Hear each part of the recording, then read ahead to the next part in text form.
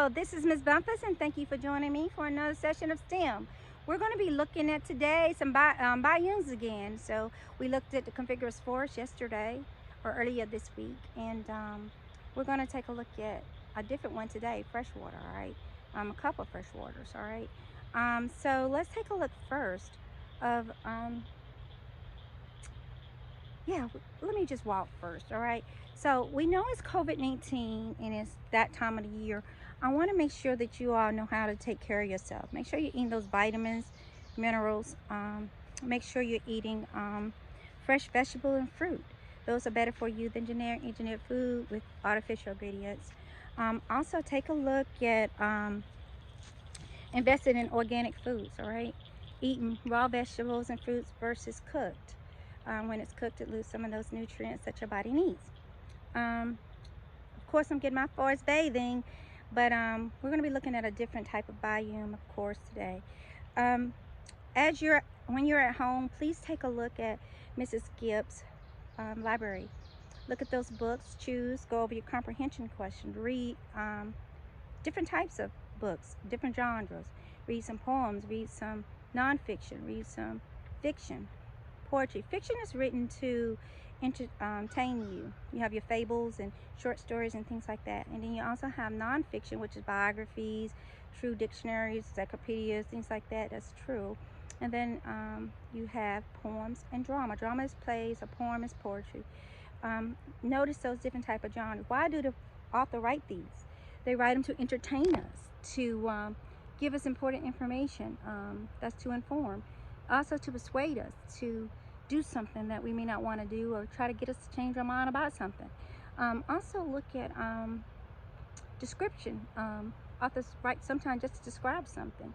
So, you know, I might want to describe these shades on my face and talk about them all day. How fancy they are, how beautiful they are, how big they are, how rounded they are. You know, just everything is about my glasses. That's descriptive, all right? Let's look at context clues. Reading words you don't know and knowing how to use them in a sentence. Understand what they mean in that sentence by the way they are read in that story or that paragraph, reading around it, all right?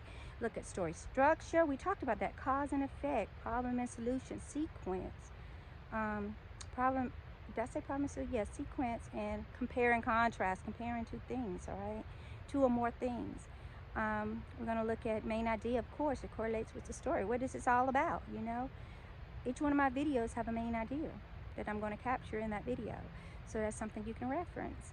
We're going to be looking at summarizing, beginning, middle, and end. Don't skip parts of a story. But those are some of the reading comprehension questions that you want to take notice of, all right? Look at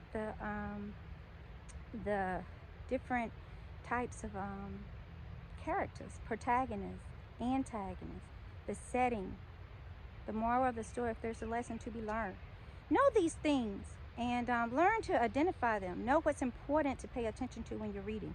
A lot of kids can tell you a story but don't know what's important and don't know the terminology when it's asked, like what's the main idea. They know it, but they don't know that a central main idea is the main points, you see. So pay attention to that. Practice it as you read these books. Now, today we're going to be looking at some freshwater biome, all right? So we have one here.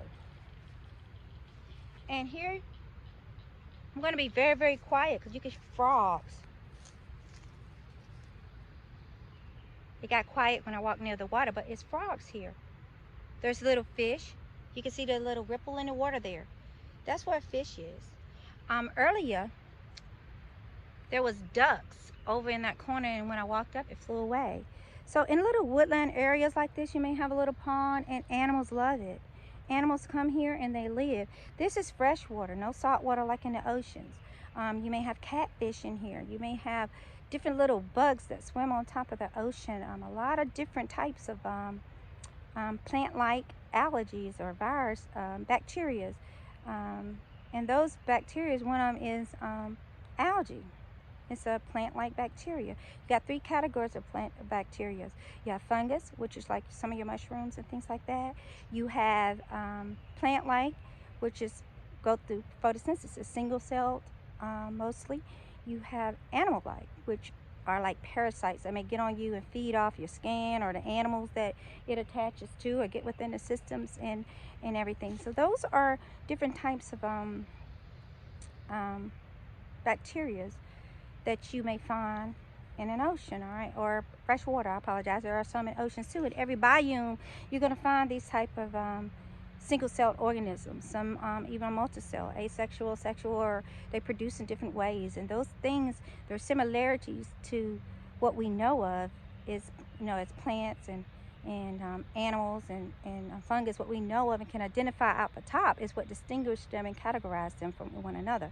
All right, so this is our fresh water, and this is a pond. You can smell the fish and everything in it, and it's one of our very, very hidden images that should be captured at any given time by anyone, but it's not. It's hidden, and the best things are hidden in life, I think.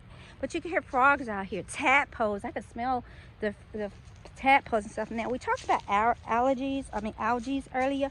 This is an algae right here. You will see it living on top of the water. That is a plant-like single-cell organism that multiply and grow, okay? And you would find that in a lot of fresh water, and that's where they live. They have to have water in wet environments to live in and thrive, all right? So that's our algae. I wish it was more that I could show you. Being so quiet, I scared things away. Now, a lot of times, often you would find where you can see a lot of little green algae here. Look at this. You can see that, the green. You got brown algae right there. Okay? You can see how it kind of swing around and grow in the ocean, in the water right there in that pond. This runs down into a little stream of fresh water, downhill to some major source of water. So I'm walking around it, but I'm gonna cross over it in a little bit. Oh God, I feel so good with this forest bathing. Get in the woods and learn. Have a responsible adult with you so you know what's going on. Study your plants before you go. All right. But you can see how this fresh water is running here. You can see it moving and running through all the way down here, and it's probably going to run to a big source of water, a bigger body of water somewhere. But that is fresh water. You have your streams, your creeks, and ponds, okay? Lakes are fresh water, okay? So maybe we'll look at a lake tomorrow, okay? All right? So until then, have a great day, and I will talk to you in our next session of STEM. Bye.